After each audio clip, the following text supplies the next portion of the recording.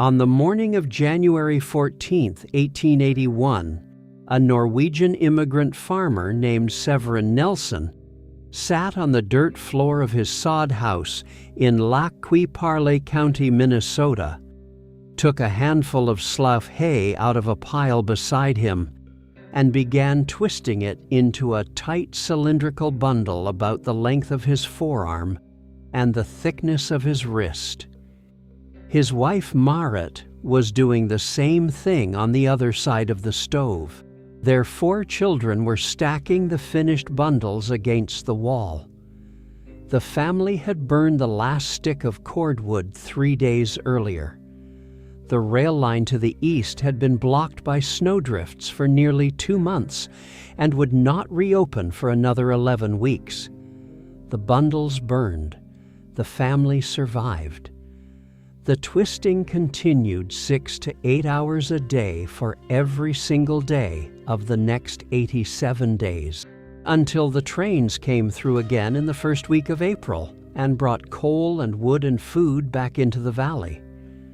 The winter of 1880 to 1881 on the northern plains was the coldest and longest winter in the region's recorded history. It began on October 15, 1880, with a 3-day blizzard that dropped between 2 and 3 feet of snow across most of southern Minnesota and the eastern Dakota Territory, and left drifts 20 feet deep in railroad cuts. The trains stopped running that week.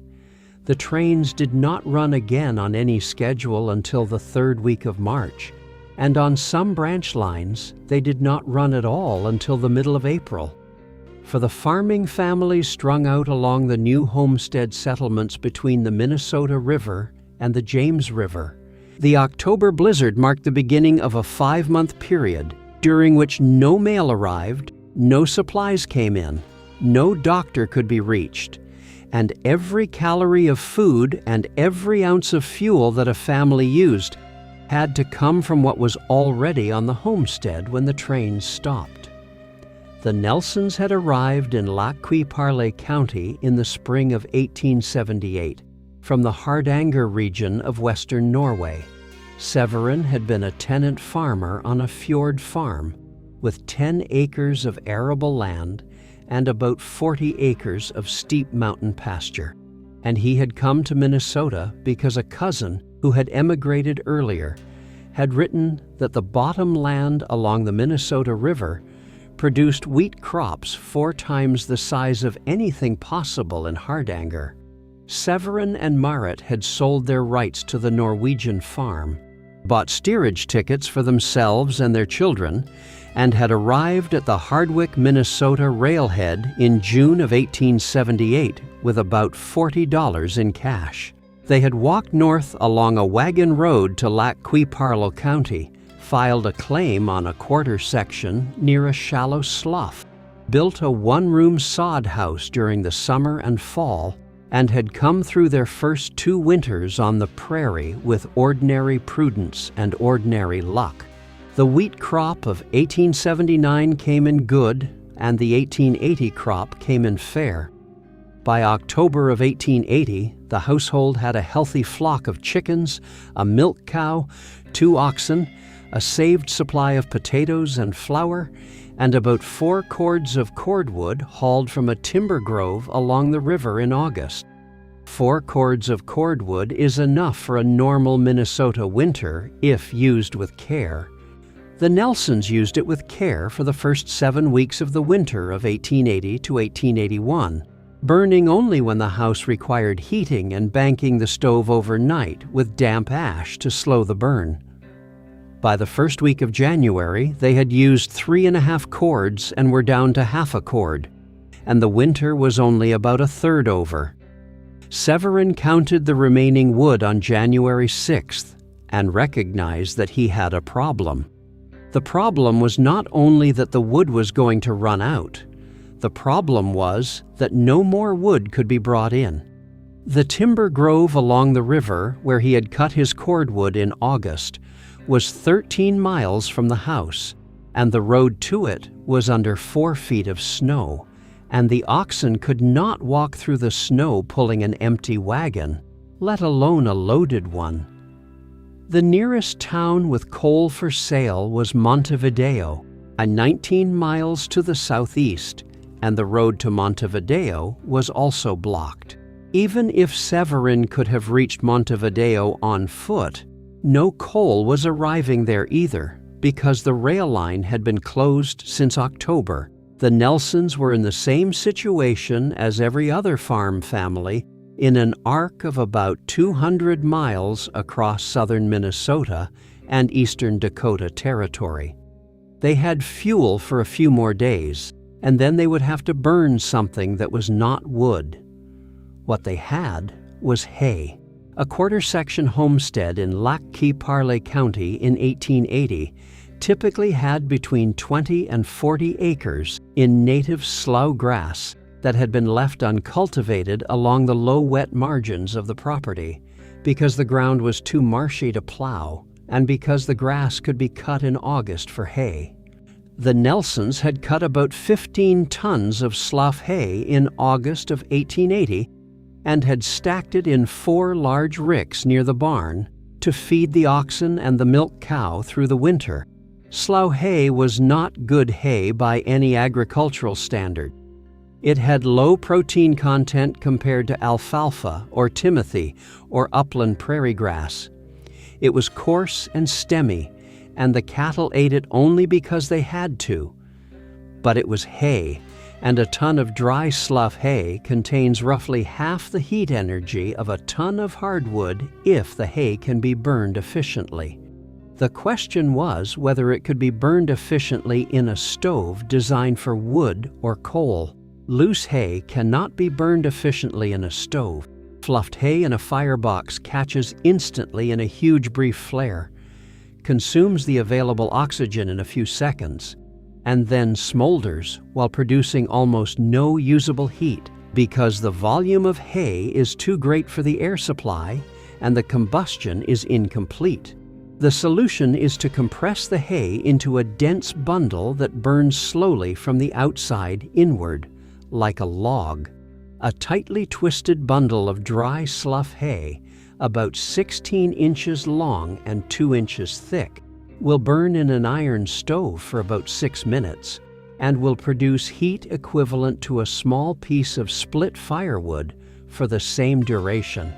6 minutes per bundle means that keeping a stove burning through a 12-hour day requires about 120 bundles, and a household of 6 people needs 2 fires going, or else 1 fire burning, through both day and night, which brings the bundle count to roughly 200 per 24 hours.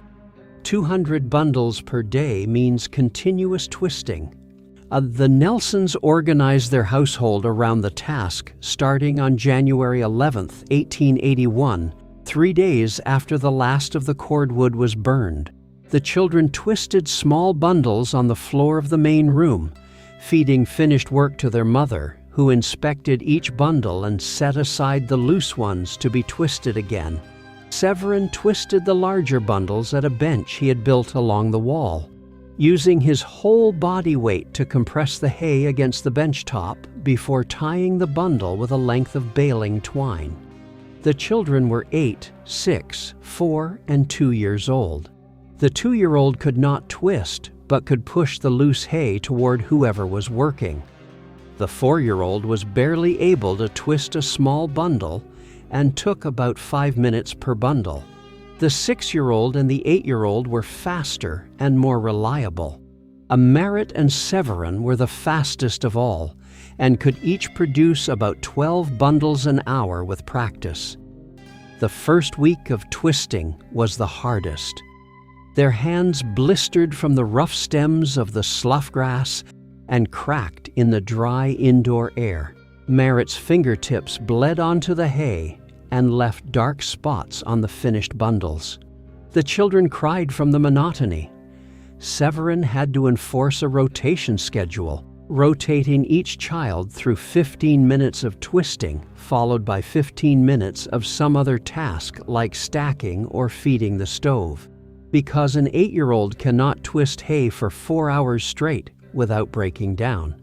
By the end of the first week, the hands had begun to callous, and the children had fallen into the rhythm of the work, and the household was producing just enough bundles to keep one stove going through day and night with a small reserve for emergencies. The slough hay itself had to be hauled into the house in small amounts.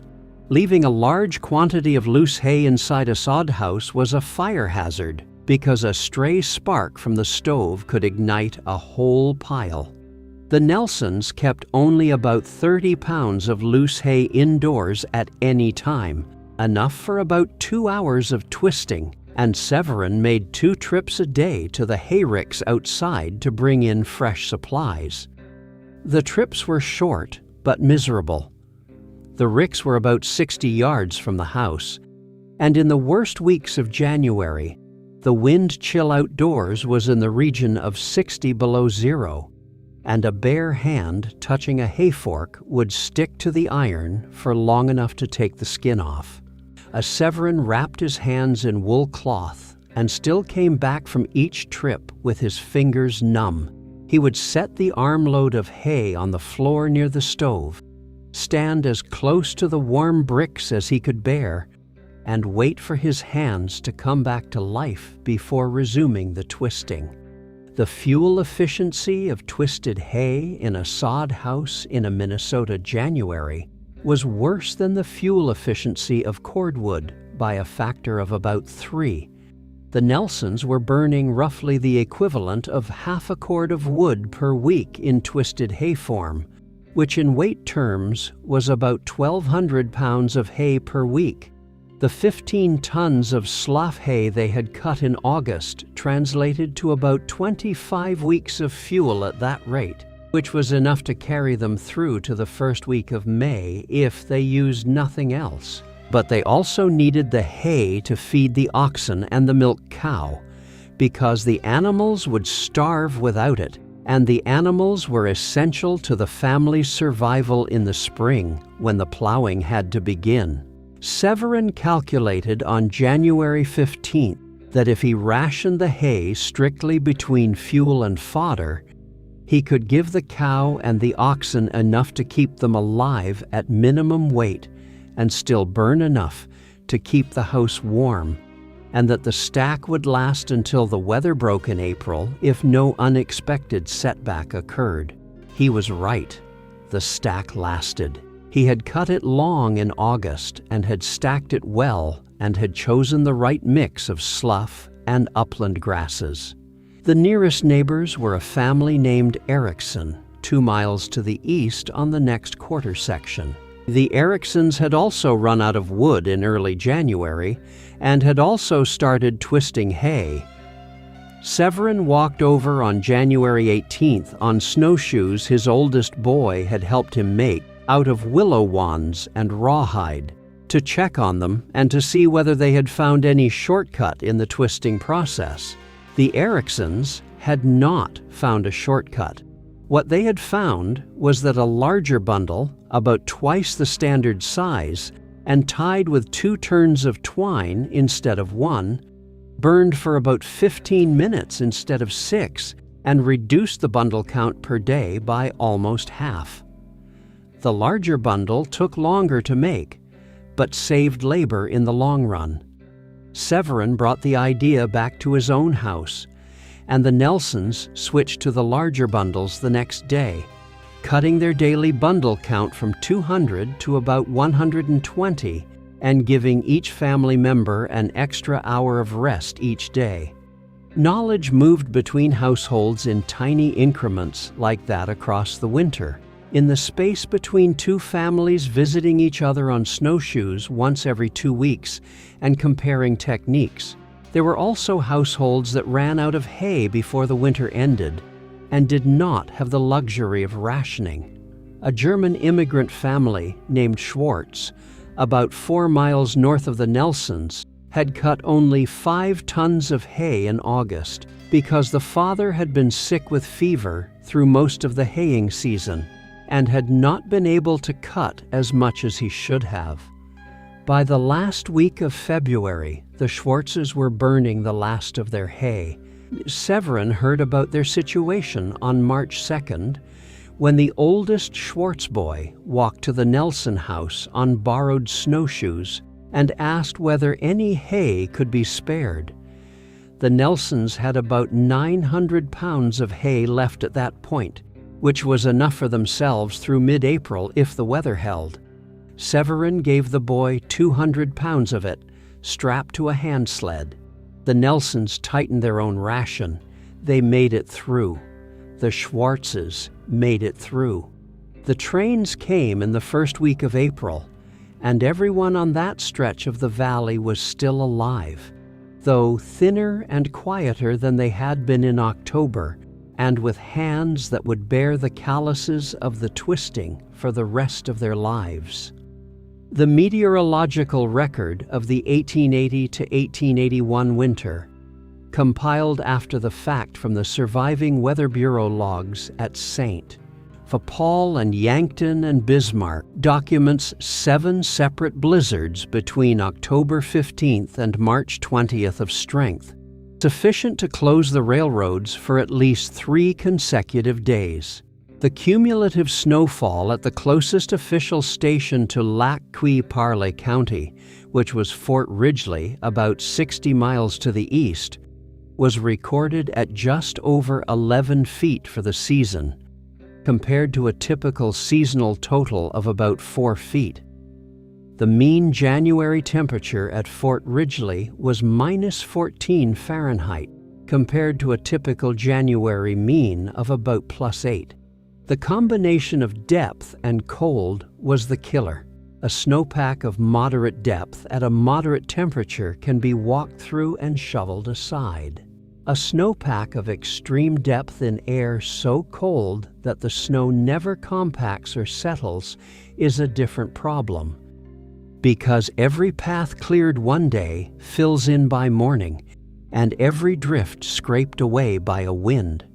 One night is replaced by a larger drift the next night, and the net position of a family in a sod house at the center of it changes from week to week only in the direction of having less of everything than the week before. The hay twister, a hand-cranked mechanical device that compressed and twisted hay into burnable bundles automatically, was invented in Minnesota in the summer of 1881 by a blacksmith named A.M. Eddy of Marshall in response to the winter just past. Eddy's device used 2 opposing wooden jaws and an iron crank to produce a finished bundle in about 30 seconds, compared to the 2 or 3 minutes it took by hand. It was sold commercially from 1882 onward, and was advertised in farm journals across the northern plains as a precaution against future hard winters. Several thousand were sold in the early 1880s, and a few still exist in agricultural museums in Minnesota and South Dakota. None of them were ever used in a winter as severe as 1880 to 1881, because no winter as severe as that one occurred again in the settler period. Severin and Merritt Nelson lived on the Lac-Qui-Parle County homestead for another 31 years. They raised 8 children in all, including 4 more born after the hard winter. Severin died in 1912. Merritt died in 1919. The sod house was replaced by a frame house in 1891. The twisted hay bundles of 1881 were remembered by the children who had made them, and by the grandchildren who heard about them, and the oldest daughter, Anna, who had been 8 years old in January of 1881, wrote a short memoir in Norwegian in 1935 at the request of a grandson who was doing a school history project. The memoir runs to about 20 handwritten pages in a ring-bound composition book and is still held by a descendant in Minneapolis. The passage in Anna's memoir that describes the twisting is the most specific surviving account of the practice by a child who did it. Anna wrote that the worst part was not the blisters on the hands or the cold in the sod house at night or the monotony of the work, but the sound of the twisting itself. She said the dry slough grass made a small, dry rasping noise when it was compressed, like a whisper, and that the noise was the background sound of her life for 3 months, and that for years afterward, whenever she heard a similar rasping sound, which could be anything from a broom on a wooden floor to a hand rubbing along a length of rope, her mind returned immediately to the sod house in Lac Qui Parle County in the winter of 1880 to 1881, and to her mother's hands with the blood on them, and to her father carrying in the armloads of hay from the ricks with his face half frozen, and to the steady quiet rasping of the twisting as it went on hour after hour, while the snow piled up outside the single window and the wind moved across the roof and the stove in the corner of the room burned through another bundle and waited for the next one. If you want more stories like this one, the full playlist is right here.